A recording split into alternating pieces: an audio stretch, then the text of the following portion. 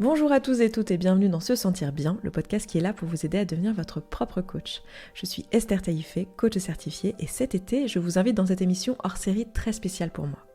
Ça s'appelle les Pillow Talks du sexe. Ce sont 10 épisodes publiés au mois d'août dans lesquels mes invités et moi, on vous parle de sexualité de façon libre, sans tabou, avec vulnérabilité et transparence. Aujourd'hui, dans ce premier épisode, on parle du mouvement sexe positif qui est à l'origine de l'inspiration de ce projet. Mais avant qu'on commence, j'ai un trigger warning à vous faire. Dans cet épisode, on mentionne à un moment donné un jeu de rôle sexuel religieux. Si c'est quelque chose auquel vous êtes sensible, alors n'hésitez pas à sauter ce passage. Lorsqu'il sera le moment venu, je vous ferai pause dans l'épisode pour vous annoncer qu'il arrive. C'est le moment maintenant donc d'éloigner les plus jeunes oreilles car nous allons parler de sexe. C'est parti.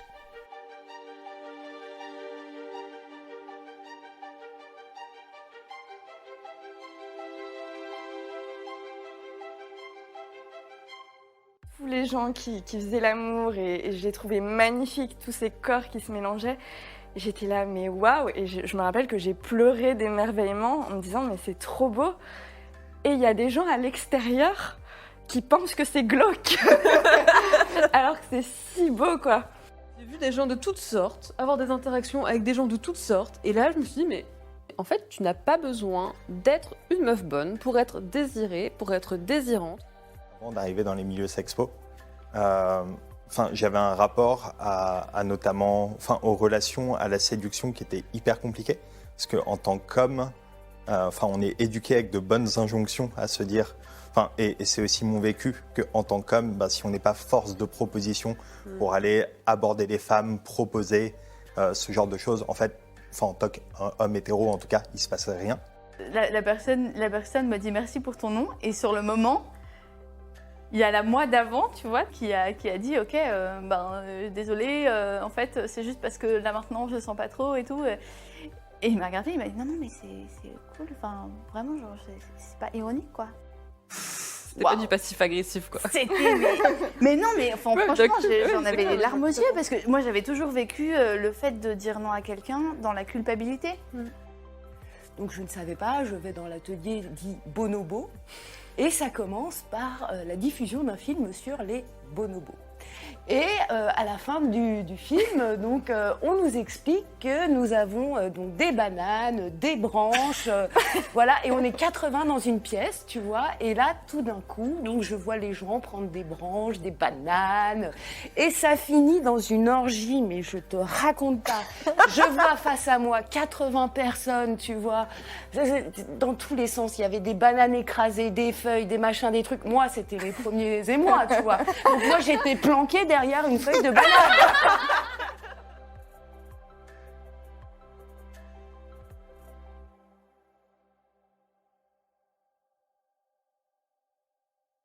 Je me suis dit que ça serait une super façon d'introduire finalement ces talks que de parler de ce que c'est que le sexpo. Si vous êtes là, c'est qu'a priori, vous avez envie d'en parler. Et du coup, ce que je propose, c'est qu'on ait une discussion sur ce sujet-là et qu'on commence déjà par s'introduire avec prénom. Oh là là là là.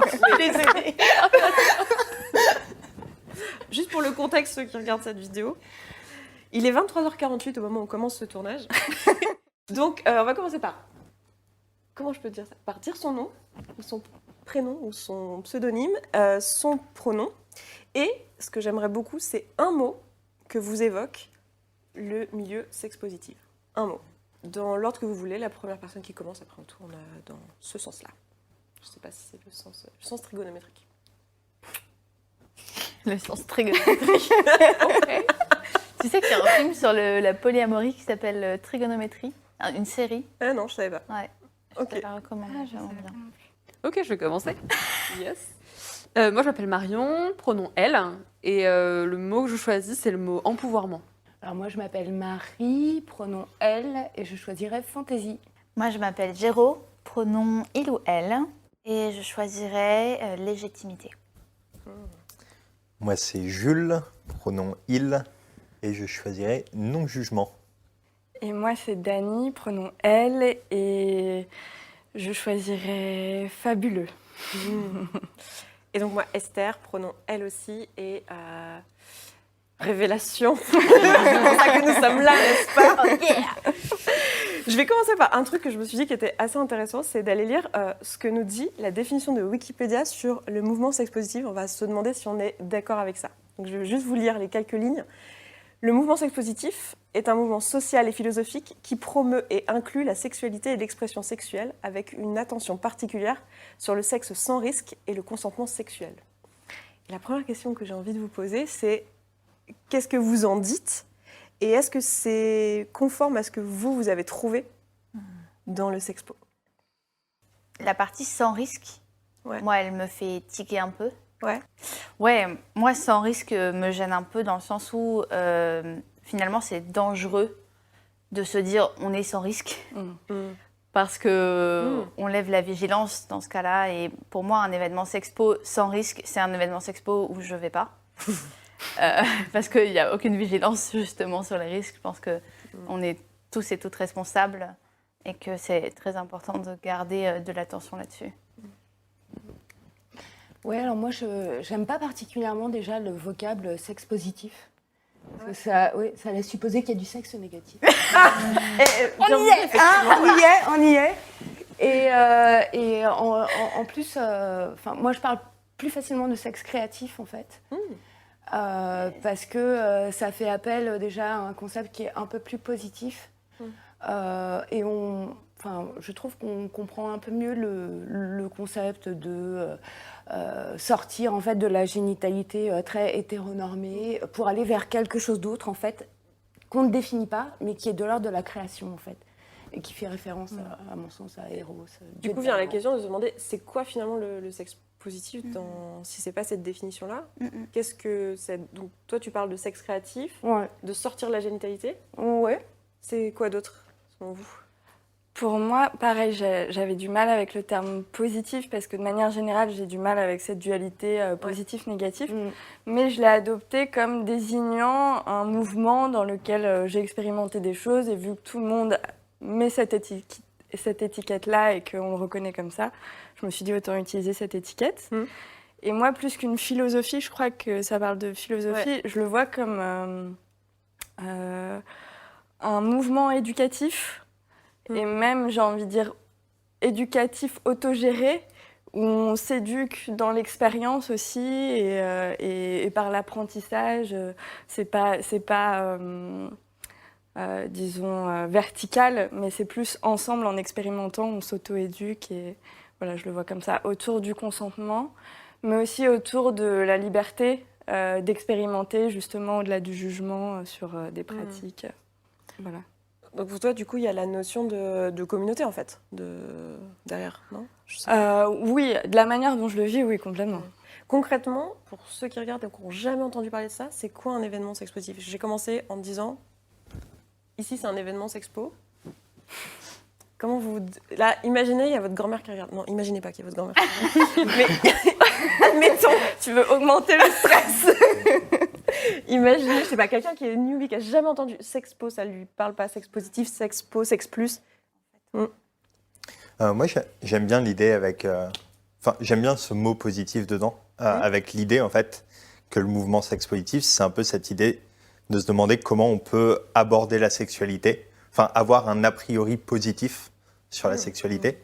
Et j'aime beaucoup l'idée, je parlais de non-jugement en introduction, et j'aime beaucoup cette idée d'inclusion, de non-jugement, et de voir qu'en fait, à partir du moment où on recherche des rapports où il peut y avoir de la sexualité de manière consentie, en fait, il y a tout un champ de possibles qui s'ouvre et qui laisse place à pas mal de créativité, du coup.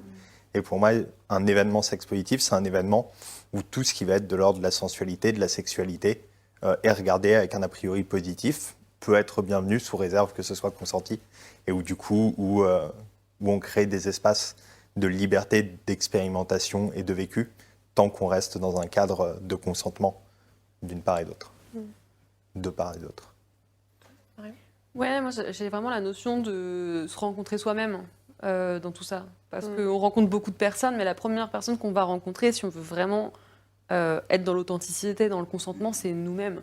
Et ça, c'est un truc que je retrouve pas dans beaucoup d'endroits, en fait. Le fait de se dire, OK, va regarder à l'intérieur de toi comment c'est, quoi. Comment tu vis le truc? Est-ce que quelles émotions ça te provoque de vivre des expériences nouvelles, de rencontrer des personnes nouvelles.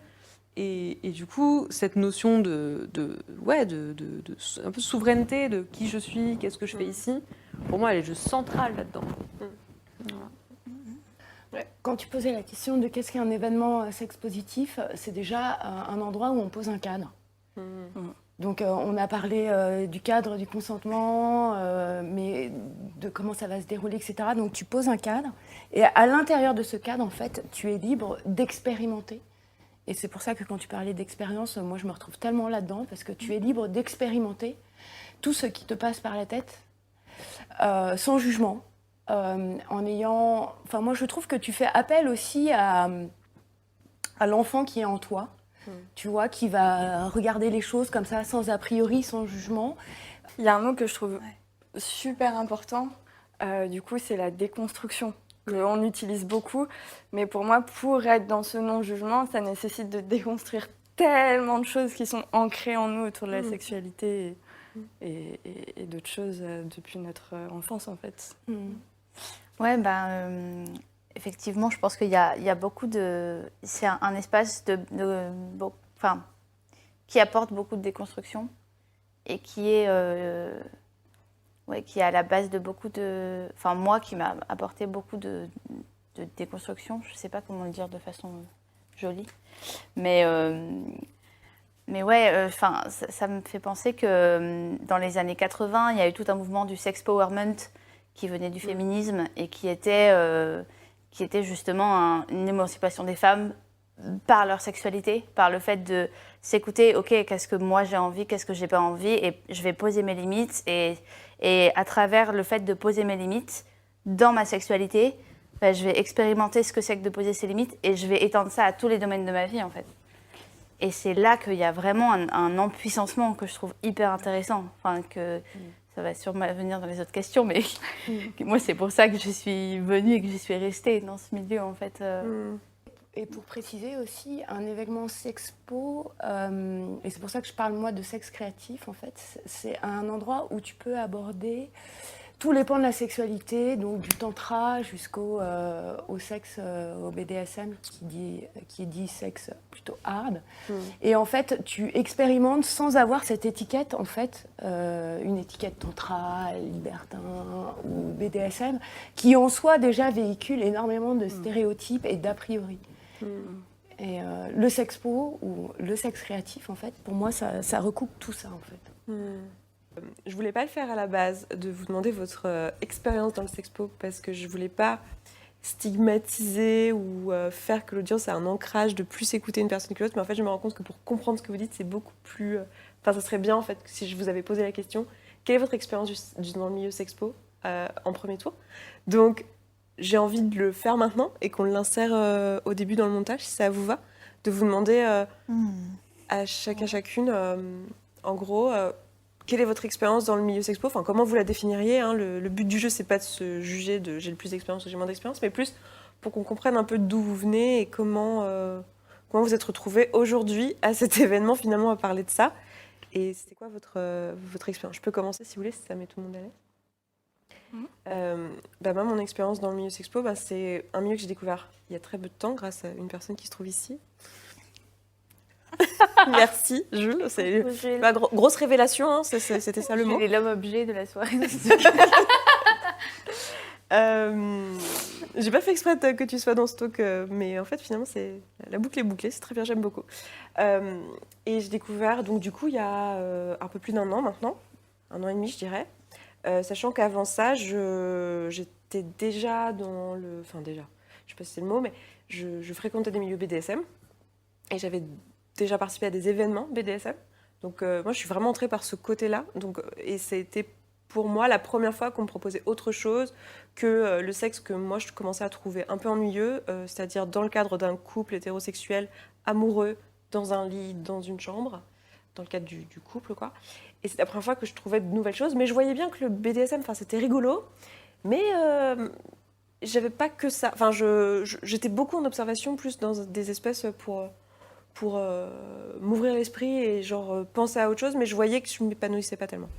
Donc voilà, donc pour moi c'était il y a 1 an et demi, j'ai organisé quelques événements depuis, enfin co-organisé quelques événements depuis, dont celui dans lequel vous vous trouvez du coup aujourd'hui. Voilà mon expérience. On tourne dans sur une aiguille du monde du coup cette fois-ci. La trigonométrie. En trigonométrie, donc. Non mais si tu tiens Trigonométrie. trigonométrie. Oh là là 1h du mat les gars, c'est dur. Moi, comment je suis rentrée dans le Sexpo, c'était il y a 2 ans et demi ou 2 ans, quelque chose comme ça. Je regarde Jules parce que c'était avec Jules. Décidément. Grand initiateur. Ah non, on s'est initiés en même temps quand même.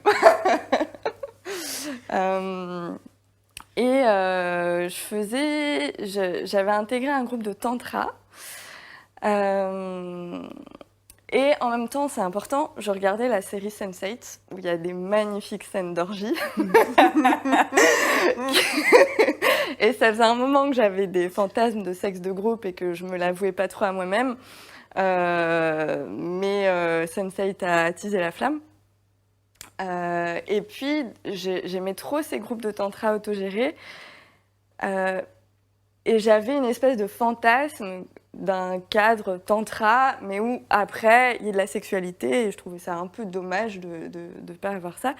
Et il y a une amie qui m'a dit « Ah, mais en fait, j'ai entendu parler de quelque chose où c'est un peu tantra, ils font un peu du tantra, mais il y a de la sexualité. » Là, j'ai fait « Oh, trop bien !»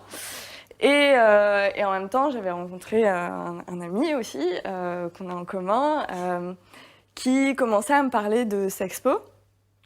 Et donc, j'étais à mon premier événement qui était un Liquid Love. Donc, un Liquid Love, il n'y a pas de sexualité, c'est que de la sensualité. Mais il y a de la nudité en groupe et beaucoup de contacts dans de l'huile, c'est trop bien. Meilleure expérience. Et ça a été franchement une des plus belles nuits de ma vie. C'était incroyable. D'ailleurs, on y était allés ensemble.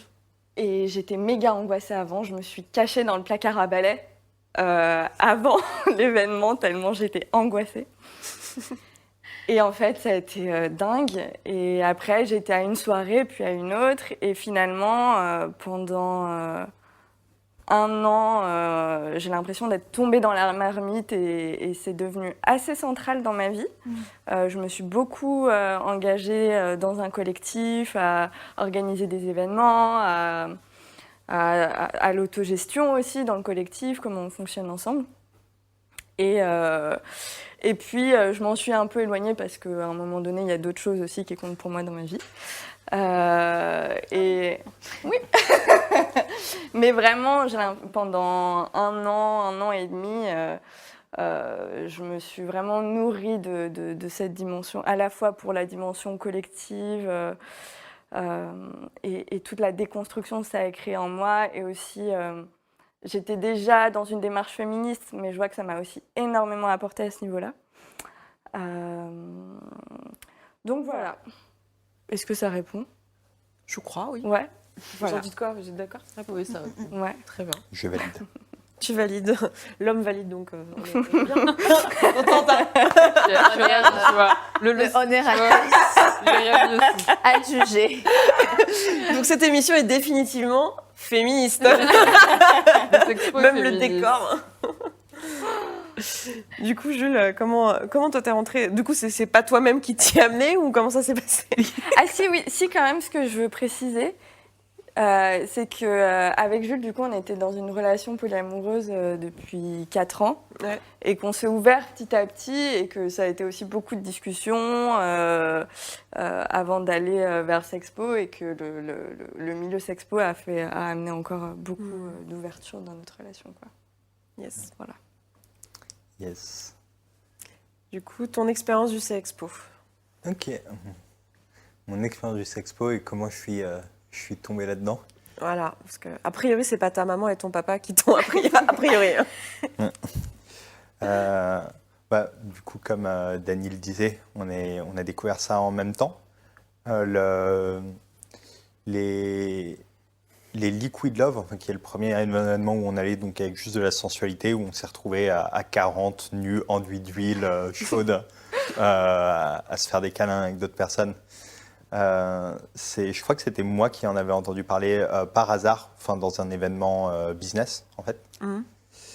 J'en ai juste entendu parler par une personne qu'on en avait entendu parler par une autre, mais qui m'a dit tiens, il y a ce genre de truc qui existe, etc.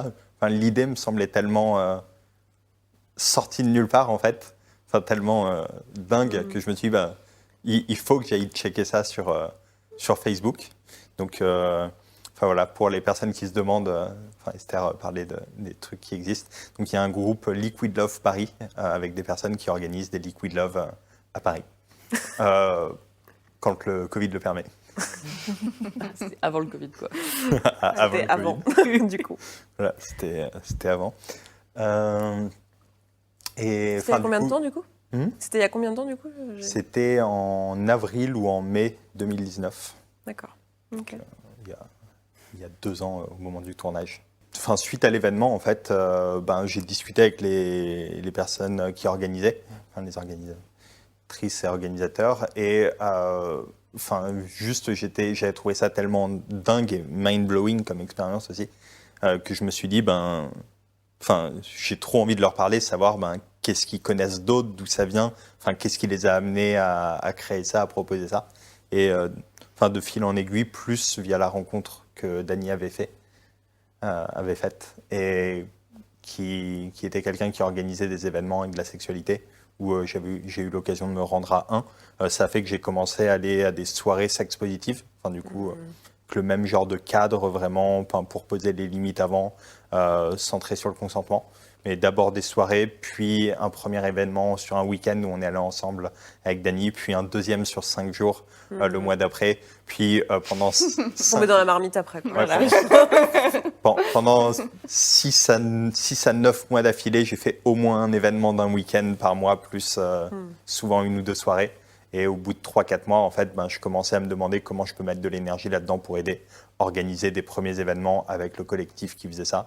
Et puis, de mon côté, me mettre à organiser d'autres événements pour mêler mes différentes passions, à savoir que je suis aussi coach business à côté. Et donc commencer à faire des événements avec de la sexualité possible, mais pour coworker et avancer sur son business en même temps. Comme ça, tous les ingrédients sont réunis pour s'amuser. Je ne l'ai pas dit, mais il y aura tous les liens qui voudront bien me donner en barre d'infos. Donc si vous voulez aller à un événement où on fait du business la journée et du sexe le soir, je pense qu'il y a moyen que tu en proposes dans les mois qui viennent. Et même pour tous les autres, si vous organisez des choses ou quoi, n'hésitez pas. Il y aura tous les liens. Ok, c'est à mon tour. Ce sera le running gag du talk. Ouais, alors, je sais pas trop où ça commence en fait. Mais en fait, j'étais dans une association de personnes bi. Quand je suis arrivée à Paris, c'était important pour moi de rencontrer cette communauté. Parce que j'étais dans beaucoup de questionnements aussi. Et en fait, j'ai rencontré une personne là-bas qui m'a fait des avances et qui m'a proposé d'aller à plusieurs fois à des soirées. J'avais fini par dire non. Et un jour, j'ai une pote qui revient et qui me dit « C'est super, je suis allée à une soirée libertine, j'ai dominé un mec, il faut absolument que tu viennes, c'est génial. » et tout. Oh yeah. J'étais là, oui. Et donc bon, j'étais un peu, j'étais piquée par la curiosité, mais j'étais pas hyper enthousiaste à l'idée d'aller dans une soirée comme ça. Et c'est là que je me suis souvenue des invitations de ce pote, et du coup je lui ai écrit, je lui ai dit ok, on va à une soirée, mais si je pars, tu pars. Et moi je veux rien faire du tout, genre je veux vraiment que je puisse j'ai mis beaucoup de conditions en fait, parce que j'avais peur. Et en fait, une fois que je suis arrivée, je me suis rendu compte que tout le monde avait autant peur que moi et que rien n'était obligatoire et que je pouvais tout à fait rester comme ça sur un canapé pendant toute la soirée et que personne n'allait rien me dire ni rien me reprocher. Et ça m'a détendue de fou. Et je suis tombée amoureuse de leur gars qui organisait cette soirée. Et, voilà. Ouais, non, mais. Non, Merci, hein, ça t'a fait ding ding ding. c'était- Trigger. Non, c'était assez fou. On a eu une histoire. Et suite à ça, en fait, j'avais l'impression de. C'était une personne qui était déjà dans plusieurs relations. Donc, c'est pas le talk poly, mais. Mais bon, On en parlera. Tout est lié. Illuminati. Mais ouais, non. Du coup, j'étais avec cette personne et j'ai fait des rencontres d'autres personnes. J'ai été à d'autres événements. Je me suis dit, mais c'est génial, ça m'apporte tellement de moi poser un nom, de faire des expériences et de vivre des choses comme ça dans le consentement et dans le respect de chacun, chacune. Du coup, j'ai commencé à en organiser. Oui. C'était une période où j'étais en année sabbatique. J'avais vraiment, je venais de faire une année et demie dans une énorme boîte. J'en pouvais plus. J'avais besoin de découvrir d'autres univers. Et du coup, j'avais voulu voyager. J'avais pas pu. Pour le coup, j'ai beaucoup voyagé sans quitter Paris. Et donc, ouais, je me suis mise à organiser des événements bénévolement. Et pour une organisation, pour une assoce. Et puis avec cette personne. Et voilà. Est-ce que... C'était il y a combien de temps tout ça? C'était à peu près en même temps que... je crois que j'étais là à ta première soirée. Il me semble, donc ouais. Ok. Je sais pas pourquoi je dis il me semble, peut-être parce que je suis gênée, mais... Je vais être oui. le bébé du sexpo en fait. Non, je suis pas le bébé du sexpo ici. Ah si. C'est moi le bébé. D'accord. Cool. Merci. Ouais, c'était avril 2019. J'ai fait ma première soirée. T'es le bébé, moi je dois être le dinosaure. Voilà, on se complète. C'est ça. Moi j'ai rencontré le Sexpo il y a au moins une dizaine d'années. C'est génial. Et genre, je tombe et je me dis, mais j'avais passé les 10 dernières années dans le milieu sexpo, mais ça aurait été ouf. Ouais, mais il n'existait pas grand-chose en fait à Paris.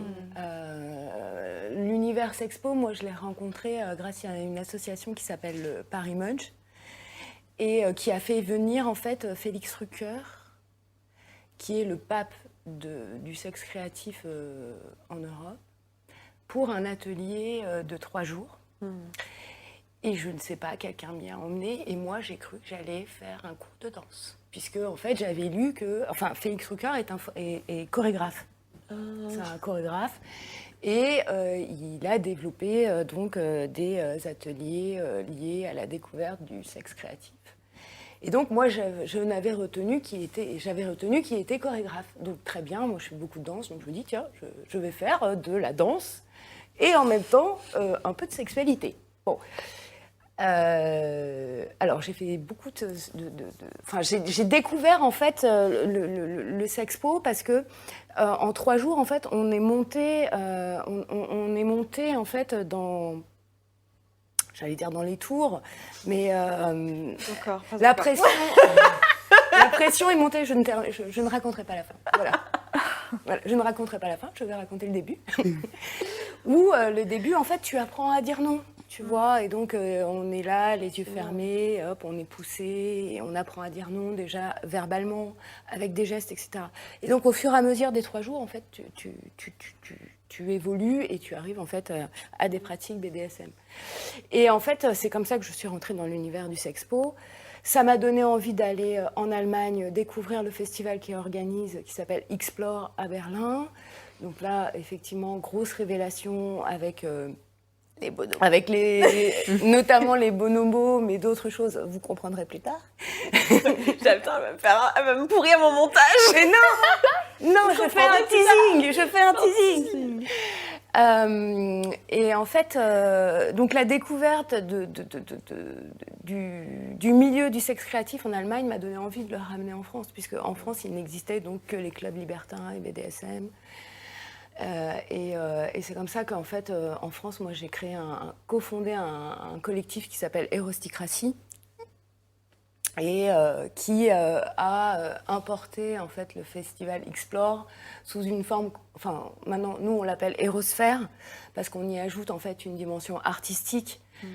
Non seulement donc, il y a des 36 ateliers de sexualité créative, mais en plus on invite des artistes à venir documenter, donc des photographes, des illustrateurs, des musiciens, enfin plein de choses, à venir documenter en fait ce qui se passe. Parce que moi, ce qui me semblait important, en fait, faut savoir qu'il y a quelques années, quand tu parlais du sexe, il n'y avait que le libertin et le BDSM, donc très stéréotypé. Et moi, j'avais envie qu'on parle du sexe en enlevant tout ce côté malsain, caricatural, très hétéronormé. Et donc, c'est pour ça, en fait, que ça me semblait important d'importer toute la dimension artistique dans la manière de présenter la sexualité. Voilà, donc ça va faire, on va bientôt fêter les 10 ans d'Erosphère, et puis ça ne m'a pas suffi en fait. Il a fallu aussi que j'importe d'autres choses que j'avais vues ailleurs, et notamment les jeux de rôle grandeur nature, avec une dimension très explicite, donc c'est les subspace. Et là c'est pareil, moi ce qui est important en fait, quand j'organise un événement, c'est vraiment de travailler sur l'esthétisme en fait des choses, ou en tout cas l'esthétisme de la restitution, pour donner en fait envie aux gens de s'intéresser en fait à un autre sexe que celui qu'on montre dans la pornographie. Et voilà, donc ça va faire maintenant 10, 12 ans, non plus que ça, 15 ans que j'évolue dans cet univers-là, et je découvre en fait à chaque fois de nouveaux événements, et je vois popper d'ici et là plein de choses, et je trouve ça super en fait. Je trouve ça super que maintenant on arrive à un moment où on peut parler de sexe autrement que par la pénétration génitale, autrement que la femme qui se fait pénétrer et l'homme qui est pénétrant, autrement que, en y intégrant aussi cette notion de inclusive, non binaire. Pour moi, ça c'est important. Et puis aussi avec l'acceptation de tous ces corps en fait. Jeunes, vieux, mutilés, pas mutilés. Pour moi, ça a une importance puisque dans mon parcours, j'ai eu un cancer du sein qui fait que pendant un moment donné, j'étais monosein.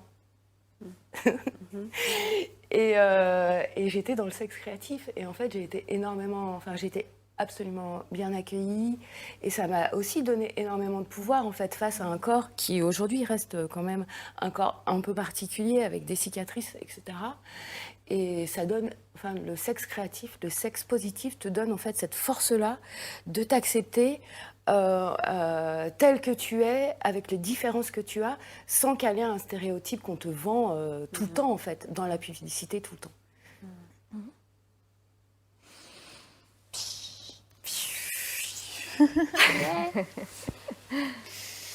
Et toi, Marion, ton expérience du sexpo?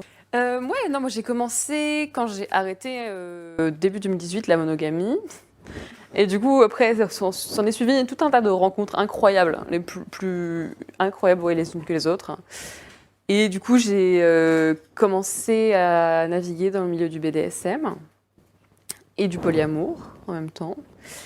Et c'est un de mes partenaires qui, à l'époque, me dit « Non, il faut vraiment que tu ailles là-bas, tu vas voir, c'est trop génial, ces événements-là, ils sont incroyables, tu vas adorer. » Et moi, j'avais super peur d'aller dans les événements sexpo parce que peur du rejet, quoi. Peur du rejet, peur de ne pas être assez bien. Ça rejoint un peu ce que je disais tout à l'heure, le côté ouais, mais moi, qu'est-ce que je viens faire là-dedans, quelle est ma légitimité à venir? Et puis j'avais commencé avec une petite soirée assez tranquille, c'était initiation corde, juste en soirée. Puis du coup, j'avais convié un de mes partenaires et du coup, on y avait été ensemble.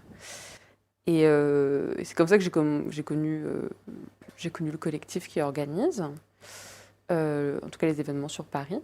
Je sais pas si on peut le nommer. Je sais pas, j'en sais rien. Bah, tu peux. Ouais. Chatonnade. Voilà, c'est fait. Et du coup, je me suis dit, ok, ça a l'air chill.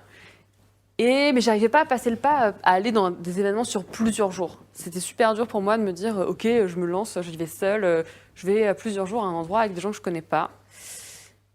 Et un jour, j'ai vu passer un événement qui était le bon moment pour moi. C'était un événement business.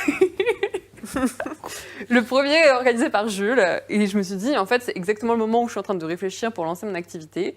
J'avais envie de découvrir ça depuis longtemps. Au pire, j'y vais pour travailler. Et puis, si je découvre des trucs cool, c'est du bonus. Et en fait, le fait de ne pas mettre d'attente, du coup, ça m'a vachement aidé. Je me suis dit, ouais, super, j'y vais pour mon activité. Et puis, ça va être sympa. Et c'était ça, en fait. C'était très cool. Et j'ai rencontré plein de gens. Et j'ai bien avancé sur mon activité. Et puis, j'ai découvert ce que c'était que un événement Sexpo sur plusieurs jours. Et c'était trop cool. Et j'ai refait celui d'après aussi pour le business. Et j'ai encore jamais fait, en fait, de purement récréatif, en vrai. Je m'en rends compte. Utilité. Ouais, oui. Ça, c'est les nouveaux entrepreneurs. C'est vrai. J'ai encore jamais fait de 100% récréatif. Ouais. Du coup, pour le milieu BDSM Poly, ça fait 3 ans. Et pour le milieu Sexpo, ça va faire 2 ans, quoi. J'ai glissé doucement dedans, quoi. Et maintenant, je suis plus du tout dans le milieu BDSM. Ouais. Non. Enfin, c'est un peu ce dont tu parlais, Marie, le côté oui, il faut vas-y, mets tes bottes, vas-y, mets ton truc et tout. Genre, non, c'est bon, ça me fait chier. Moi, j'aime bien être en pyjama. Non, mais ça me casse la tête, quoi. Je veux dire, je suis en pyjama. Oui, ok, là, tu peux faire ma table basse. Mais. Moi, il y a un truc que j'adorerais que vous partagiez, si vous avez envie de ça, c'est vraiment pour que les gens se rendent compte de ce que c'est que le Sexpo. C'est un moment, vous, de votre vie, dans un milieu Sexpo, dans un événement Sexpo, où vous avez eu un haha moment, quoi, une épiphanie, un moment où vraiment il y a eu un truc qui s'est passé. On parlait de déconstruction tout à l'heure, donc pour en donner des exemples, en fait. Et moi, je veux bien commencer. Je pense que le moment où j'ai bugué la toute première fois où je suis venue en milieu Sexpo, c'est le fait, c'est idiot, hein, mais c'est le fait de demander le consentement verbal. Je n'avais jamais entendu ça. Nulle part dans ma vie. C'est toujours... tout ce que j'avais entendu, c'était qu'il fallait le montrer, mais j'avais jamais eu vraiment quelqu'un qui m'avait dit « Attends, mais est-ce que tu veux ça ?» Et je me suis retrouvée bien bête, parce que je me souviens de ma toute première soirée où finalement on m'a demandé « Et ça, tu veux ?» Et moi, j'étais là « c'est une excellente question. » Je t'avoue que je ne m'étais pas posé la question et que je ne me l'étais jamais posée avant. Donc c'est vraiment, je pense, le truc... Enfin, pour moi, c'est le premier truc dans l'entrée dans le milieu Sexpo, ça a été ça. Et c'est vraiment il y en a eu d'autres, on en parlera peut-être, mais ça a été un truc ouf. Alors moi, je crois que c'était la première fois qu'on m'a dit merci pour ton nom.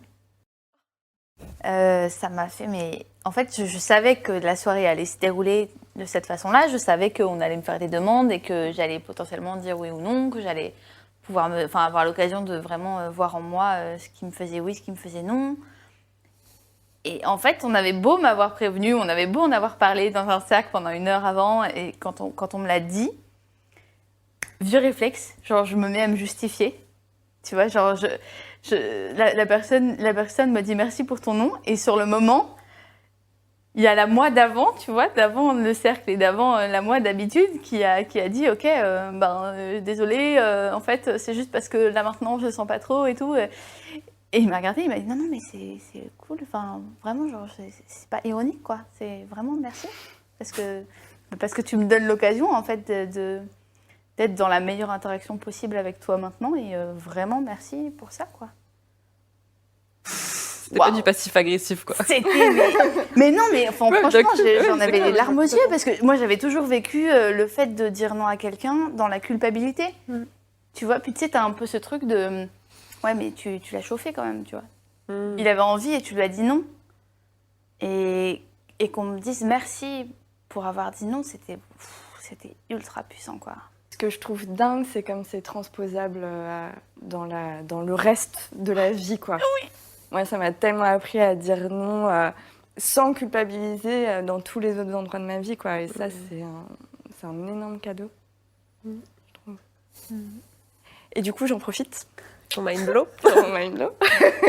Bon, mon moment d'épiphanie, on a dit. On cherchait les mots en français. Épiphanie. C'est dur de choisir parce qu'il y en a beaucoup.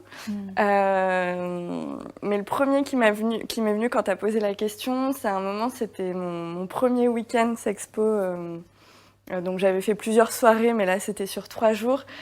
Et je me rappelle d'une playroom, donc une salle avec plein de matelas, avec la musique et l'ambiance. La pièce était magnifique et les bougies et tous les gens qui faisaient l'amour et je les trouvais magnifiques, tous ces corps qui se mélangeaient. J'étais là, mais waouh! Et je me rappelle que j'ai pleuré d'émerveillement en me disant, mais c'est trop beau. Et il y a des gens à l'extérieur qui pensent que c'est glauque, alors que c'est si beau, quoi. Et je me rappelle d'en avoir pleuré et il m'a dit, mais je vis un truc de fou. Et pourquoi c'est pas glauque, justement? C'est quoi la différence avec un... Parce que je suis déjà allée dans des clubs échangistes où j'ai senti cette glauquitude que j'ai pas ressentie dans les milieux sexpo. Ouais. Je sais pas si tous les clubs échangistes sont comme ça, parce que je suis allée dans un seul, je me suis sentie mal, donc je suis plus jamais retournée. Mais qu'est-ce qui fait que c'était pas glauque ce jour-là? J'ai jamais été dans des clubs libertins ou échangistes, mais avant d'aller dans les milieux sexpo, je pouvais avoir fantasmé de sexe de groupe, mais j'avais peur d'aller parce que dans ma tête j'avais une image de film glauque. Et je pense que la question du consentement rend les choses hyper claires et saines.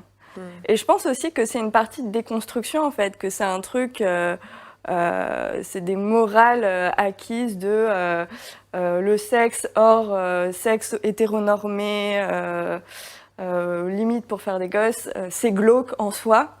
Et en fait, j'ai trouvé tellement de beauté dans ce que je voyais, tellement d'humanité, de simplicité, de communion, de tout ce que tu veux, que j'étais, comment ça fait glauque? C'est juste trop beau, quoi.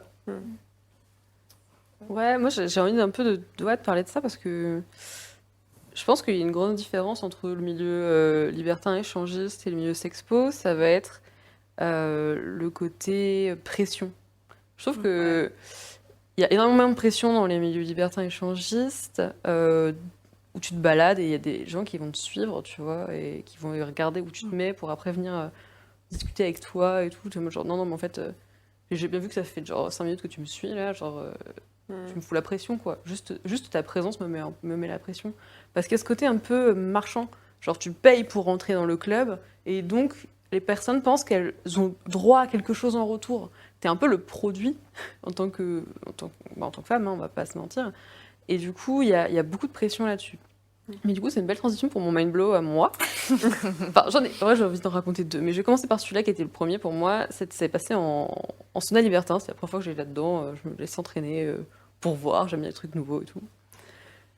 Et là, ce jour-là, j'ai compris qu'en fait, pour être désiré, pour avoir de la sexualité, ben en fait, tu pouvais avoir ça à tous les âges, qui que tu sois, quel que soit ton corps, tes interactions. Enfin, j'ai vu des gens de toutes sortes, avoir des interactions avec des gens de toutes sortes. Et là, je me suis dit, mais en fait, tu n'as pas besoin d'être une meuf bonne pour être désirée, pour être désirante, pour faire ta vie, prendre ton pied.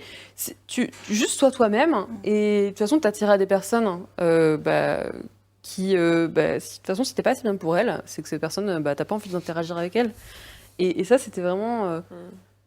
ça m'a libérée, quoi. Ça m'a vraiment libérée. Genre, mange ce que tu veux, et puis toi pas, tu t'en fous. Ouais, vis ta vie, quoi. Fais tes choix et t'attireras les personnes qui sont OK avec ça. Et c'est tant mieux. Ça te retire une pression, quoi. C'était trop. J'ai envie de compléter ce que tu dis parce qu'en fait, il y a un truc assez intéressant. Je sais pas si tu auras la même expérience, mais par rapport à des clubs plus BDSM, moi, que j'avais pu voir et échanger pour le seul que j'ai vu, c'est qu'en fait, il y a un truc vraiment bien dans le milieu sexpo, c'est qu'en fait, tu peux vraiment venir en observation, en fait.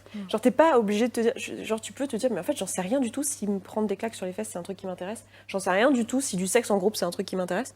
Et genre, tu peux juste être là et t'écouter. Il y a plein de gens, par exemple, qui viennent en couple très hétéro, très monogame, très tout ça, qui sont pas du tout ouverts à tous ces trucs-là et qui, en fait,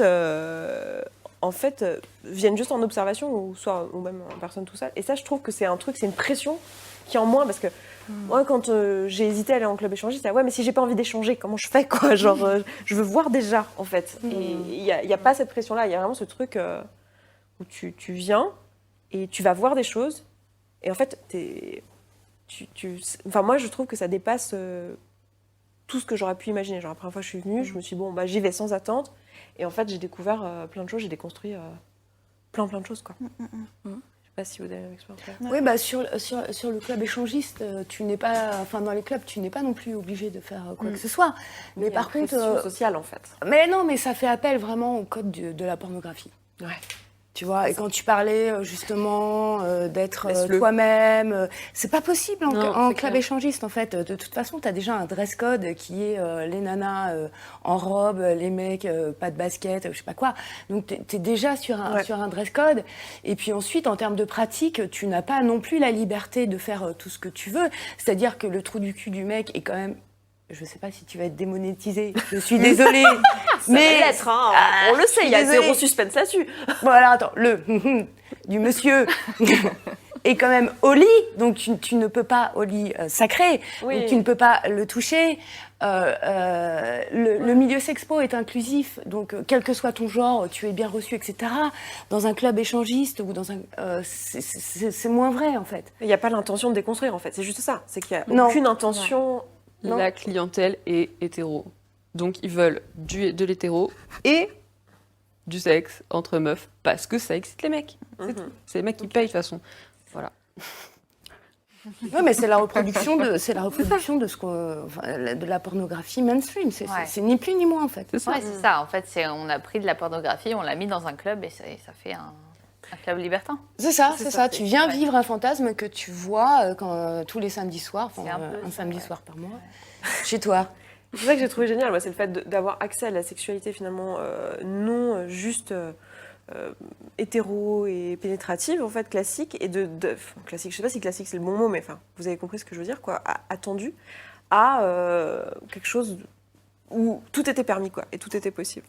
Je pense que c'est juste, tu t'es pas exprimé, je sais pas si tu veux. Moi, je suis chaud pour partager un moment de mind blow, ouais. Et enfin, je crois que ça rejoint pas mal des trucs qui ont été dits, mais du coup, un peu dans l'autre sens. Ouais. Avec un vécu d'homme, du coup. Mais je vois qu'avant, enfin, moi, c'est beaucoup lié au fait qu'avant d'arriver dans les milieux sexpo, enfin, j'avais un rapport à notamment, enfin, aux relations, à la séduction qui était hyper compliqué. Parce qu'en tant qu'homme, enfin, on est éduqué avec de bonnes injonctions à se dire, enfin, et c'est aussi mon vécu qu'en tant qu'homme, bah, si on n'est pas force de proposition pour aller aborder les femmes, proposer ce genre de choses, en fait, enfin, en tant qu'homme hétéro, en tout cas, il se passait rien. Et enfin, ou très très peu de choses globalement, y compris dans les milieux sexpo. Et en même temps, il y a vraiment ce discours de la culture du chasseur, du prédateur qui est montré du doigt. Si en fait tu vas aborder des femmes, si tu fais des propositions, si tu insistes, il y a des injonctions d'un côté en fait des discours qui sont véhiculés, qui viennent de la culture du viol notamment, autour de en fait si une femme dit non, ça veut dire que c'est peut-être, si elle dit peut-être, c'est que c'est oui, ce genre de choses. Et de l'autre côté, en fait, j'avais commencé à passer du temps avec des personnes, notamment des femmes qui étaient plus féministes, ce genre de choses. J'avais entendu beaucoup de témoignages de femmes, là, je vois que ça me touche, beaucoup de témoignages de femmes qui parlaient de leur expérience et de vécu où en fait, il y a de l'insistance, il y a des endroits, de la pression, des contextes qui font que c'est hyper compliqué pour elles des fois de poser leurs limites, de dire non, etc. Et je voyais en fait, dans ma vie, c'est pas du tout ce que j'ai envie de vivre, des interactions ou des relations, qui soient pas enthousiastes pour ma partenaire.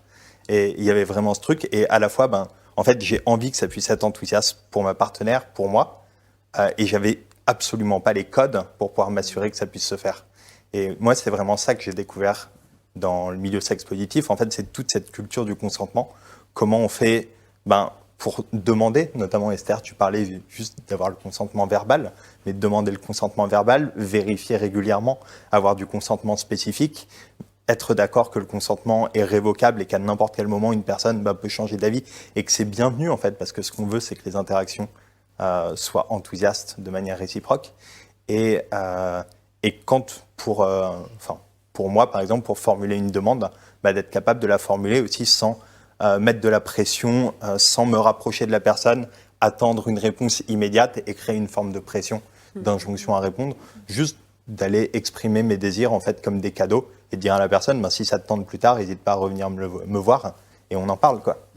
Et il y a tellement de choses qui m'ont permis d'avoir un rapport au fait d'oser toujours aller proposer, faire des propositions, exprimer mes désirs, assumer mes désirs aussi, mais d'une manière qui soit saine et qui créer de pression pour personne en fait. Et moi, c'est vraiment ça, je pense, le shift le plus important que ça a créé. J'ai eu plusieurs hommes qui m'ont dit des choses similaires quoi, sur le fait que le milieu sexpo donnait un cadre aussi pour pouvoir aller faire des demandes, etc. Et que en dehors de ce milieu-là, ils se sentaient finalement tout le temps en position d'oppression. Je trouve qu'effectivement le cadre est vachement utile quoi. Je sais pas, tu voulais rebondir aussi, je crois. Oui, du coup, ça me fait penser à ce que je disais tout à l'heure sur l'éducation. La partie éducative, pour moi, du milieu sexpo qui permet ça, où j'imagine qu'il n'y a pas forcément ça dans les milieux libertins échangistes que je ne connais pas. Non. Et qui d'ailleurs, j'ai déjà plusieurs fois vu des libertins venir dans des milieux sexpo et être un peu saoulés par cette partie-là, parce que c'est trop long, parce que c'est trop chichi. Mais de tout ça. ouf. Mais tellement. Mais alors, Tu les vois de loin. Et justement, je trouve que c'est tout l'intérêt parce que ça permet la déconstruction et l'évolution et le changement. Et je trouve que l'autogestion apporte vachement aussi à ce niveau-là. Ouais. Parce que je me rappelle au début de quand j'étais dans les milieux sexpo, il y avait par exemple quand même beaucoup de disparités dans la prise de parole, dans les cercles par exemple, entre les hommes qui prenaient beaucoup plus de place par rapport aux autres genres. Et à partir du moment où une personne a fait cette remarque-là, on s'est mis à calculer le temps. Et petit à petit, le temps s'est de plus en plus équilibré parce que du coup, on faisait remarquer que le temps de parole des hommes, des femmes et des autres genres. Et du coup, les gens... Quoi ? On n'aura pas ce problème aujourd'hui. Oui, clairement. Ça va, tu te sens bien ? Mais du coup, on s'est mis à mettre de la conscience là-dessus. Et sans le côté autogéré à intelligence collective, on peut pas faire ça, en fait. On peut pas... Je trouve que ça amène vraiment beaucoup d'évolution, en fait. Chacun vient avec sa culture, sa compréhension, ce qu'il voit, ce qu'il... Yes. C'est un peu frustrant, je trouve, de devoir expliquer ce qu'il s'expose sans le montrer alors qu'on est dedans, quoi. Là, j'ai juste envie de dire, mais venez, non, je te montre. Mais YouTube serait pas d'accord. Mais ça serait trop bien. Tu voulais partager ton mind blow ? Oui, je veux bien. La première fois en fait que j'ai été dans un festival de sexe positif, mais que j'appelle donc de sexualité créative, c'était à Berlin Explore, qui est d'ailleurs a été un des premiers festivals en la matière en Europe. Et en fait, j'ai souvenir de ces... alors, le festival Explore, c'est un festival, on va dire, en vase clos. On est à peu près 200 pendant 3 jours dans un même lieu. On ne dort pas sur place, on rentre chez soi, mais n'empêche que les journées, on est dans le même lieu. Et puis, chaque jour, donc, en fait, sont organisés des ateliers. Et à chaque tranche horaire, tu as le choix entre 3 ateliers. Ce qui fait que tu en as à peu près 36 sur le week-end, ce qui est assez énorme. Et je me suis rendu compte, il y avait une diversité en fait de propositions liées à la sexualité qui était, que je n'imaginais pas en fait. Et tout était propice en fait au jeu. Par exemple, je me souviens m'être retrouvée dans un atelier dit bonobo. Donc je ne savais pas, je vais dans l'atelier dit bonobo. Et ça commence par la diffusion d'un film sur les bonobos. Et donc, on nous explique que les bonobos, pour régler les conflits, pour se dire bonjour, pour se dire au revoir, pratiquent le rapport sexuel. Pratique le rapport sexuel. Et donc, on a ça pendant 30 minutes, en allemand, évidemment. Avec une traduction simultanée d'un petit camarade. Et à la fin du film, donc, on nous explique que nous avons donc des bananes, des branches, voilà, et on est 80 dans une pièce, tu vois. Et là, tout d'un coup, donc, je vois les gens prendre des branches, des bananes, et ça finit dans une orgie, mais je te raconte pas. Je vois face à moi 80 personnes, tu vois, dans tous les sens. Il y avait des bananes écrasées, des feuilles, des machins, des trucs. Moi, c'était mes premiers émois, tu vois. Donc moi, j'étais planquée derrière une feuille de banane. Je crois que ça frotte là-dedans. Ah oui. Moi, j'étais planquée derrière une feuille de banane, tu vois, et je regardais ça et tout, et ça m'a énormément émue de voir en fait ces gens-là, tu vois, avoir cette orgie-là, donc qui était une orgie mais dans un autre cadre, qui était transposée dans un cadre animalier, qui avait été reconstruit. Donc ça avait été extrêmement, enfin ça m'avait ouais, évidemment, ça te change, tu vois la sexualité autrement. Ou alors, je me souviens aussi, il y avait un atelier plush, donc nounours. Ah. Et donc, le but, on se retrouve, on est à peu près une trentaine sous une tente, et il y a une trentaine de nounours qui sont là. Et là, je comprends pas tout à fait l'objectif, en allemand évidemment. Et donc chacun prend un nounours, et pendant 30 minutes, tu vois, on est là en train de jouer avec nos nounours et tout. Et ça, pour moi, ça a été un des ateliers les plus marquants, parce que j'y suis allée en ne connaissant pas, en fait, en ne sachant pas du tout ce que j'allais trouver. Tu vois, j'allais jouer avec des nounours. Bon, très bien. Et en fait, moi, j'ai revécu donc un traumatisme, parce que, bon, bref, il y a quelqu'un qui a violé mon nounours derrière mon dos, donc j'étais là, ok, que se passe-t-il? Et en fait, après, on a fait un débriefing, et chacun a pu raconter en fait ce qui s'est passé avec son nounours, et ça a fait appel en fait à quelque part aux premiers émois de ta sexualité quand tu étais enfant. Et quand tu rentres dans cet atelier, en fait, tu ne t'attends pas à aborder ce type de sujet et à vivre ça, en fait, avec des gens comme ça. Et donc, c'est ça. Enfin, moi, le festival Explore, ça a été ça, en fait, la découverte de la sexualité dans un autre cadre, transposé dans... Je sais pas, on a fait du tickling, donc tu vois, se chatouiller, à la base, tu dis, ok... Non, quoi. And so what? And so what? Mais bon, c'est quand même une torture BDSM assez insupportable quand on la connaît, ou pas d'ailleurs.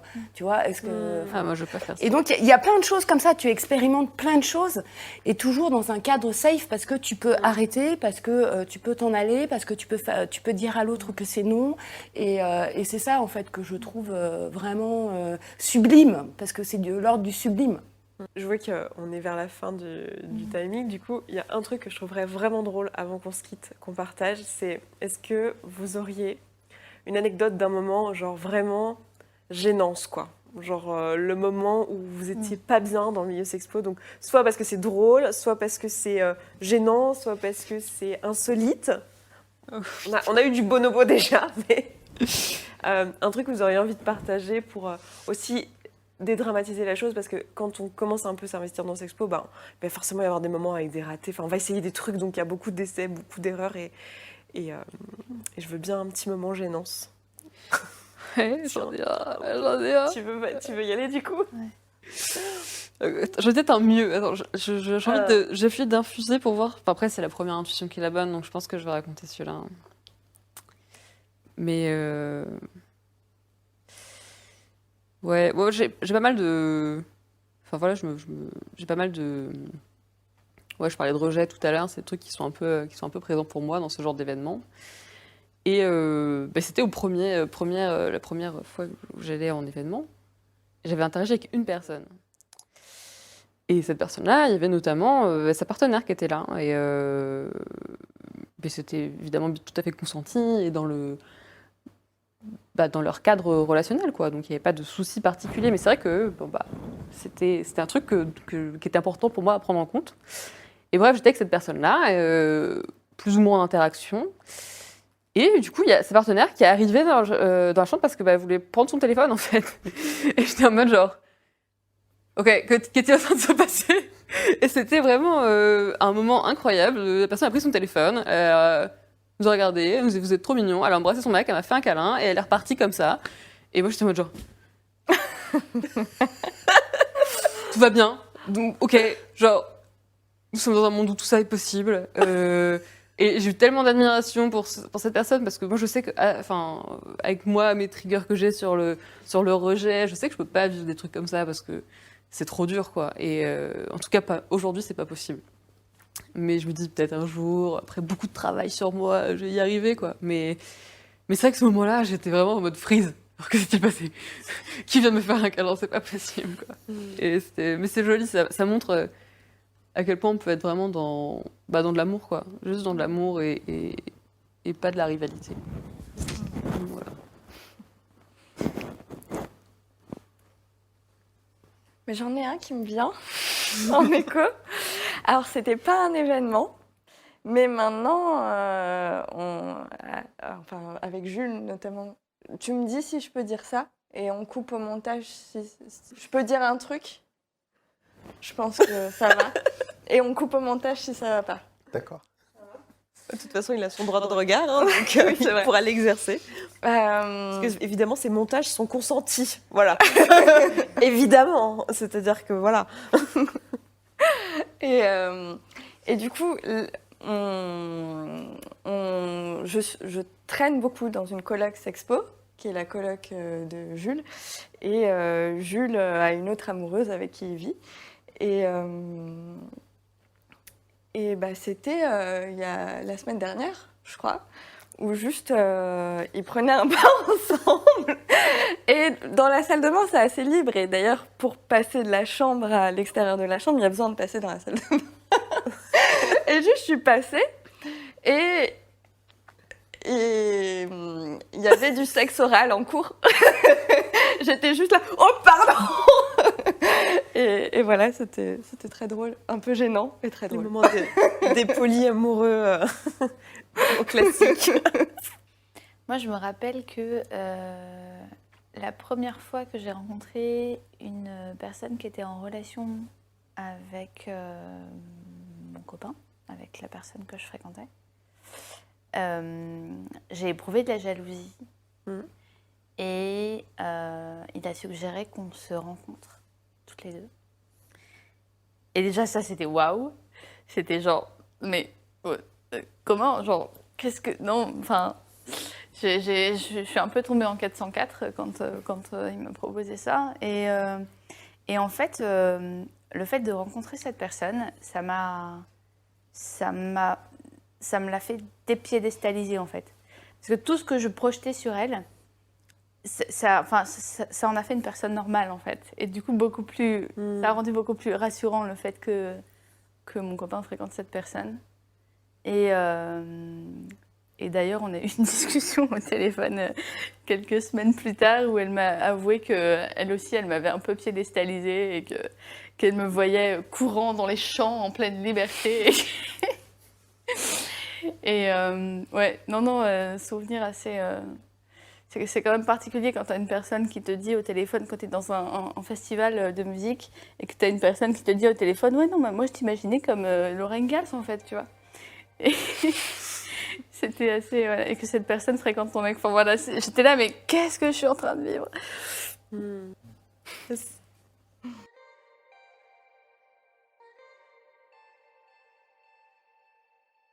C'est le moment pour moi de vous faire un trigger warning puisque on arrive dans le passage de l'épisode où on parle d'un jeu religieux.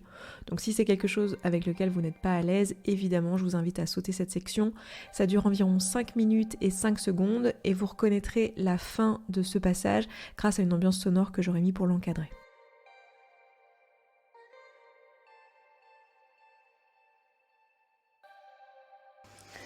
Alors moi, je veux bien en raconter un, mais c'est...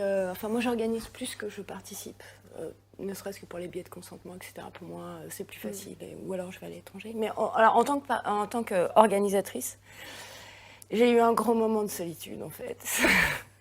J'organisais donc un subspace, un jeu de rôle grandeur nature. Et là, c'était dans un univers... Enfin, il s'appelle le Sanctuaire. C'est dans un univers religieux. Où en fait, l'histoire, c'est des disciples qui intègrent une secte et ils ont un parcours initiatique en fait qui les transforme en quelqu'un de nouveau et à la fin en fait, on élit l'un d'entre eux qui devient, je me souviens plus du nom, enfin qui a un titre particulier dans le jeu, voilà. Et en fait. Le jeu commence par des choses assez noires où donc je fais appel à des performeurs et des performeuses Et on commence, on est habillé en noir, on a de l'encens, donc ça fait énormément de fumée. Moi, je suis avec des cornes, j'ai des talons qui font 30 cm, donc je suis assez grande, tu vois. Et puis, on a ces femmes-là et ces hommes-là, habillés en noir, au milieu de disciples qui sont nus, avec de la musique très religieuse, une chanteuse a cappella qui nous chante Ave Maria, tu vois. Et on est là, tu vois, on fait monter la pression, tu vois. Donc la porte s'ouvre et tout, et se ferme. Ok, donc moi je continue, tu vois, dans l'incantation et tout. Et puis au bout d'un moment, j'entends quand même qu'il y a des voix. Et c'est pas des voix dans la salle. Et j'envoie un de mes assistants voir et tout, et il revient, il me dit, il y a un souci, il y a les voisins en fait qui sont à côté de la salle, et ils menacent d'appeler les flics.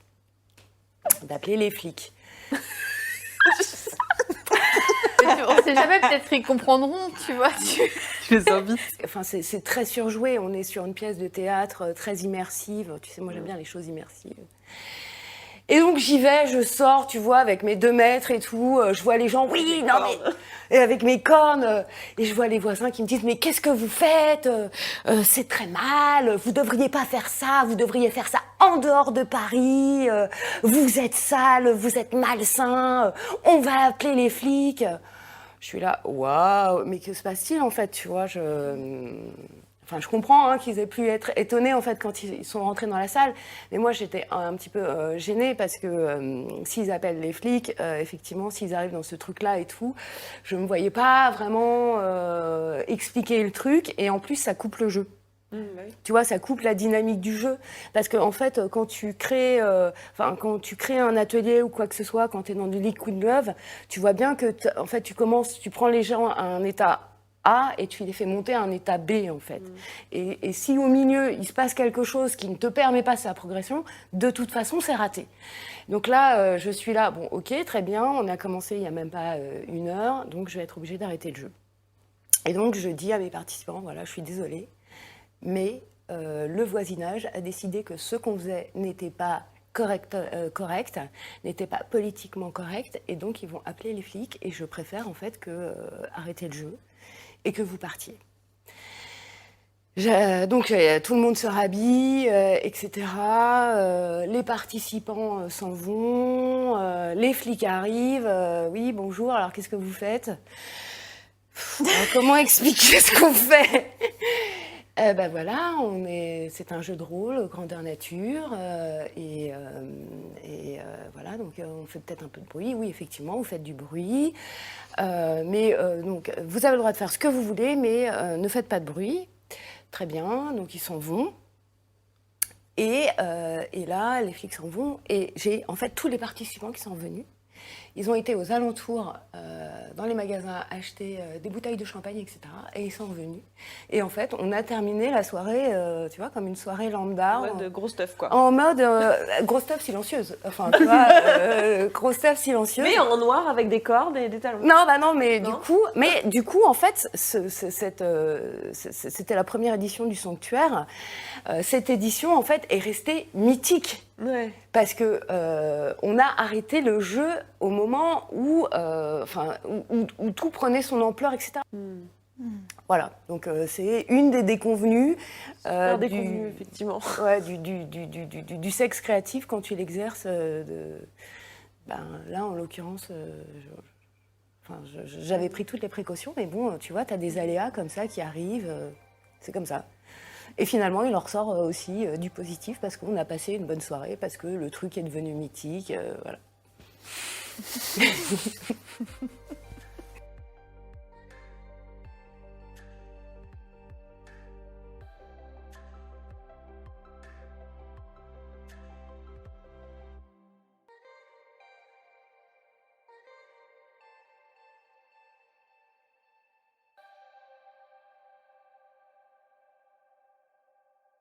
Je propose qu'on termine avec une question qui est: qu'est-ce que vous diriez aux gens qui nous regardent et qui découvrent le sexe genre, ils n'en ont jamais entendu parler ou à peine, et ils découvrent avec cette vidéo et ils aimeraient découvrir davantage? Quels conseils, trucs que vous auriez... Alors ça peut être un endroit à aller prendre de la formation. Ça peut être un conseil que vous auriez envie de donner, vous auriez aimé recevoir vous, ou des encouragements, enfin je sais pas, ce que vous auriez envie de dire en fait aux personnes qui découvriraient ça et qui se diraient ouais, j'aimerais bien découvrir, mais quand même ça me fait un peu peur votre histoire. Hein. On a parlé de trucs qui peuvent faire peur, donc voilà. Moi, je crois que j'aimerais bien, parce qu'on a parlé du collectif Châtenade, j'aimerais bien parler aussi du collectif Matriarchie, Ouais. qui est un collectif matriarcal. Et où les femmes tiennent les rôles de lead, les femmes, donc femmes cisgenres ou femmes transgenres, les personnes queer, enfin ABCD en fait, all but cis dude, tous sauf les hommes cisgenres, tiennent les rôles de lead et les rôles qui sont un peu dans la lumière. Et les rôles de plus de care, le rôle de prendre soin et les rôles de cook aussi, tous les rôles un petit peu moins valorisés sont tenus par... on encourage en tout cas les hommes cis à tenir ces rôles-là. Et je trouve la démarche hyper intéressante. Et il y a une retraite, il y a souvent des retraites d'ailleurs. On mettra tous les liens, ça on pourra aller regarder. Donc tu recommandes d'aller regarder ce collectif-là? Ouais, Okay. je recommande d'aller voir Matriarchie. Il y a un compte Insta. Enfin, bon, voilà. Ouais. Et j'avais une deuxième chose à dire, c'est que on n'en a pas trop parlé, mais il y a des, on en parle. Enfin, bref, il y a des biais dans le milieu sexpo. Et moi, un truc que j'aurais aimé qu'on me dise, et c'est ce qui m'a fait créer un groupe privé un groupe privé ABCD. Pour un peu faire de la prévention à ce niveau-là, c'est que moi j'aurais aimé qu'on me dise en fait que quand je vais arriver dans ce milieu, je vais avoir envie de faire plein de choses et que c'est peut-être bien de, prendre son temps, vraiment être aware de tous les biais, notamment les biais de pouvoir et être vraiment dans le maximum de conscience possible de ce qu'on fait pour pas se sentir un peu chelou dans le jour quand l'euphorie sera retombée, quoi. Parce qu'il y a... Je pense que c'est un cocktail chimique assez incroyable aussi qui se fait dans le corps humain quand on a autant d'émotions et autant de sollicitations, d'excitation, de découvertes. C'est assez fou. Et prendre son temps et vraiment petit pas par petit pas, quoi. Voilà. Ouais, moi j'aurais peut-être envie de conseiller déjà peut-être un film, à savoir Short Bus. Je ne sais pas si vous l'avez vu. Non. Ah non, c'est un film super en fait qui parle de... alors le pitch, c'est une sexologue qui n'a jamais connu l'orgasme. Et elle a des voisins qui sont un couple gay qui évolue dans le milieu du sexe positif et notamment dans un endroit qui s'appelle Short Bus. Et dans cet endroit, c'est un endroit assez magique parce que tu as dans une salle un groupe de discussion sur un sujet lié au sexe. Dans un autre endroit, tu vas avoir la diffusion d'un film. Dans un autre endroit, tu vas avoir une orgie, etc. Et donc, en fait, dans cet endroit-là, c'est un endroit multivers. Hein. Il y a plein de choses qui se passent. Et il l'emmène là-bas et c'est elle qui découvre, en fait, l'univers du sexe créatif. Et Short Bus, c'est un film qui date d'il y a à peu près 15 ans, je crois. Et donc, je le conseille vraiment parce que c'est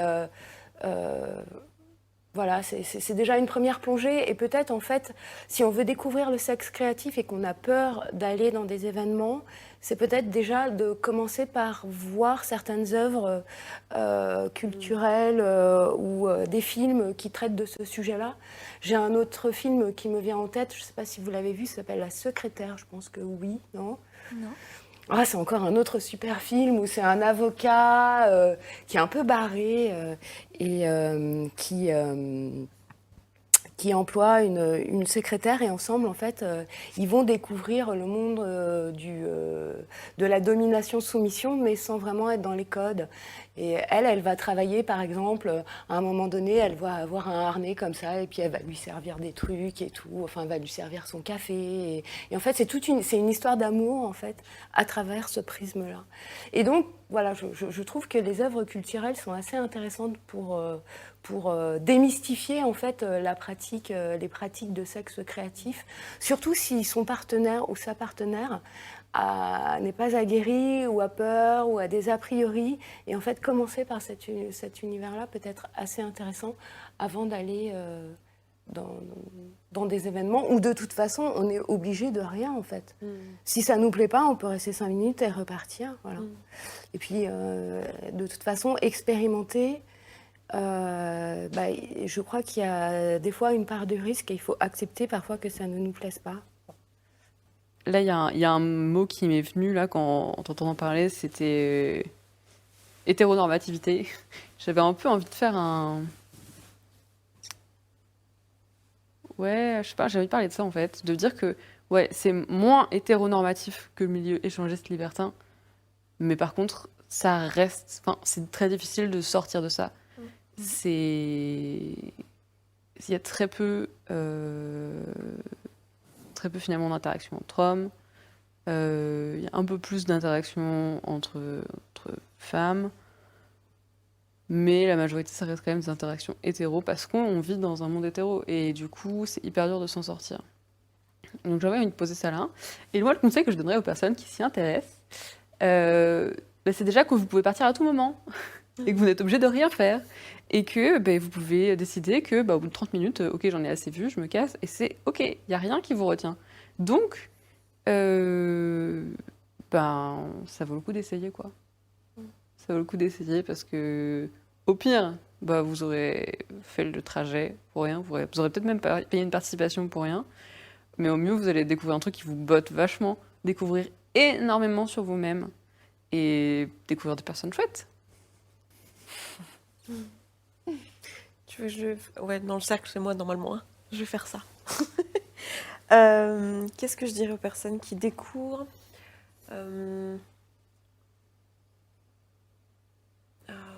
je dirais franchement, si vous vous sentez appelé par le truc, juste aller découvrir. C'est un peu ce qu'on a dit là.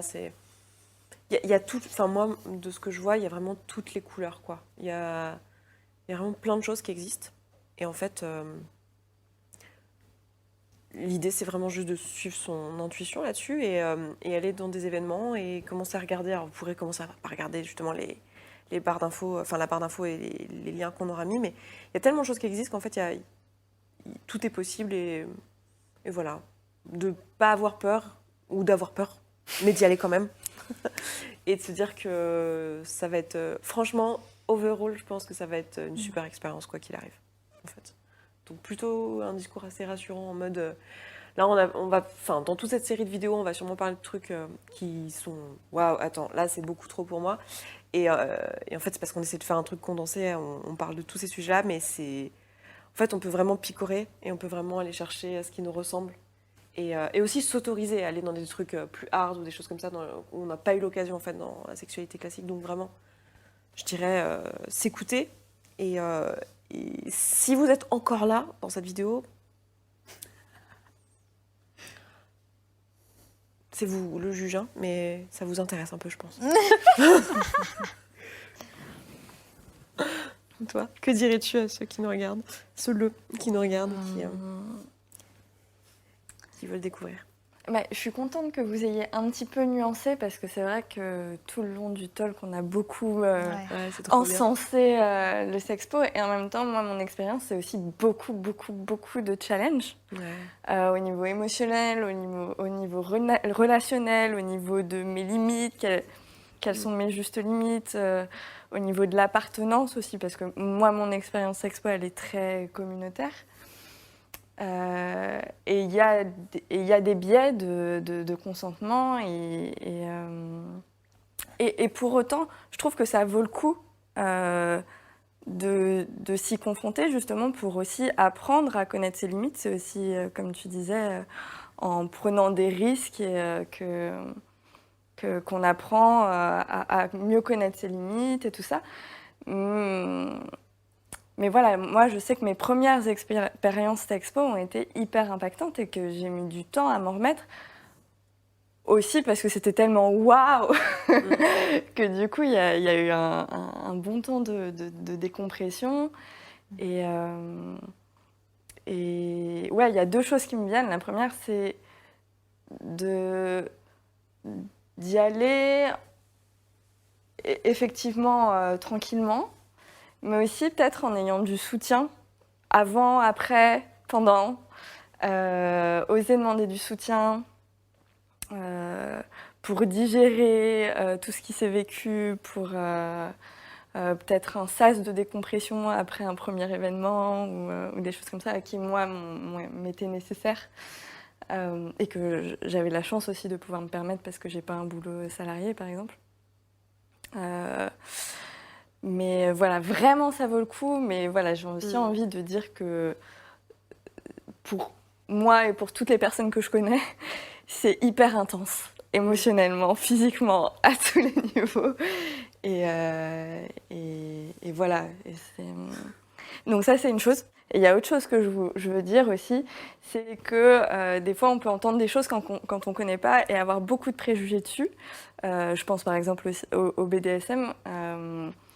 Et que ça vaut le coup de ne pas s'arrêter à ces préjugés-là et d'aller voir un peu plus près et d'aller écouter des personnes qui ont l'expérience, parce que c'est souvent très très loin de ce qu'on croit et des préjugés qu'on a. Donc vraiment, ça vaut le coup. Au moins d'aller une demi-heure voir. Voilà, j'ai dit. Et ouais, moi, je crois que j'ai envie de rajouter 2 choses à ça. La première, c'est que et ça rejoint ce qu'on a pu dire un peu sur le consentement, mais l'intention première, c'est d'être capable de s'écouter. Et vraiment, par rapport à ça, si vous vous sentez attiré par l'idée d'explorer ça, d'y aller à votre rythme, d'y aller à son rythme, sachant qu'y aller à son rythme, pour certaines personnes, c'est commencer par un événement de 5 jours et plonger dans le grand bain. Et pour plein de personnes, en fait, c'est commencer par avoir des discussions avec des personnes qui ont déjà connu ça, et juste la discussion.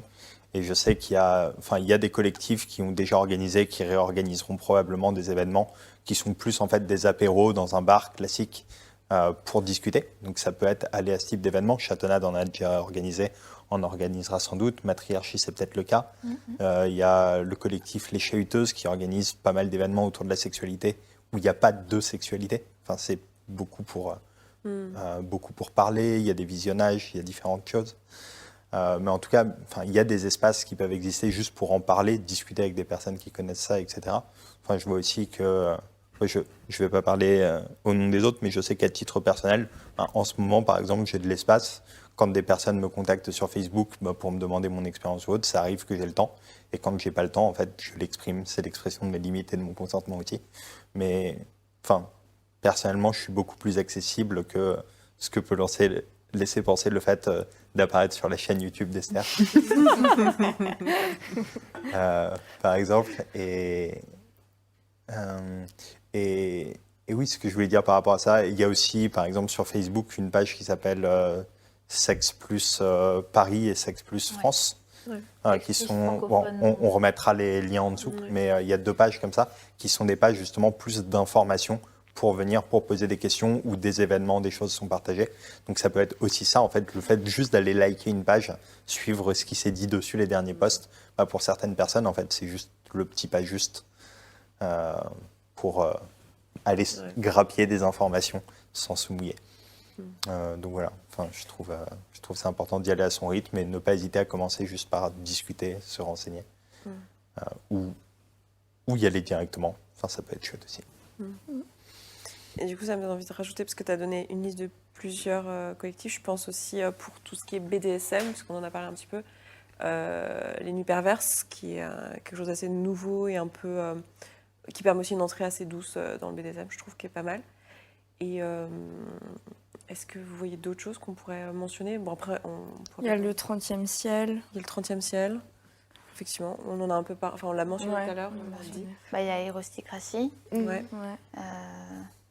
Il y a le Paris Munch aussi qui organise des apéros autour de discussions liées au BDSM. Et après, moi, ce que je vous recommande de toute façon, si vous connaissez, si vous regardez cette vidéo, etc., de nous recommander en commentaire. Et toutes les personnes qui regardent ça et qui, encore une fois, qui allez vous renseigner sur les collectifs, sachez que même si nous, on est hyper enthousiastes dans ces collectifs, tout ce qui se passe, etc., bah, il n'y a aucun endroit où c'est parfait, parce que s'il y a des choses à déconstruire, c'est qu'il y a des choses de construites à la base. Donc, tous les collectifs ont leurs défauts, et n'hésitez pas à vous renseigner, à savoir ce qui est juste pour vous, quels sont les collectifs qui suivent vos valeurs, quels sont ceux qui ne suivent pas vos valeurs, et c'est pas parce que c'est du sexpo que vous allez vous y retrouver. Donc, vraiment, encore une fois, écoutez-vous, allez regarder les descriptifs, parlez à des gens qui sont allés dans ces collectifs, et puis voilà, quoi. C'est même à vous de faire votre sexpo, quoi. Ouais, Ça se co-crée. lancez en fait. votre... Yes. Si votre Ok. truc, c'est les pyjamas, et bah, mettez-vous en pyjama. C'est ça. Je pense que c'est pas mal comme fin de truc. Si vous avez des... Fin de truc. Comme fin de... Non, il est tard, les amis. Il est tard. Si vous avez envie qu'on mette vos liens, même pour vous retrouver, pour discuter ou quoi, si vous avez l'espace, on peut les mettre si vous le souhaitez. Si vous le souhaitez pas, ce sera pas en barre d'infos. Et puis, merci beaucoup. C'était trop cool. Ouais. C'était le premier de la semaine, donc on Ouais. est en train de se roder. Mais c'était trop bien. Moi, j'ai passé un super bon moment. Ouais. Et merci de vous être prêté au jeu, à visage découvert et tout. Je trouve ça trop badass. Et les gens savent sur ma chaîne que la badassitude, c'est un truc que je valorise très très haut. Donc c'est trop cool. Merci beaucoup. Merci d'avoir écouté cet épisode jusqu'au bout, je suis vraiment ravie qu'il t'ait plu. Si tu vois que ce que je partage ici te parle et que ma façon de voir le coaching et l'accompagnement de manière générale te correspond et que concrètement t'aurais bien besoin d'un petit coup de pouce, voire d'un gros coup de pied aux fesses professionnelles, alors n'hésite pas à nous rejoindre dans la communauté. Tout se passe là-bas. Tu vas pouvoir échanger avec les autres auditeurs et auditrices de ce podcast qui rencontrent globalement les mêmes questionnements que toi. Tu vas pouvoir poser tes questions à des coachs et être coaché si tu le souhaites. C'est simple, c'est un abonnement mensuel sans engagement dans lequel tu vas pouvoir avancer à ton rythme, sans pression, avec ou sans coaching individuel. Rendez-vous sur sesentirbien.coach/communauté sans accent. À tout de suite.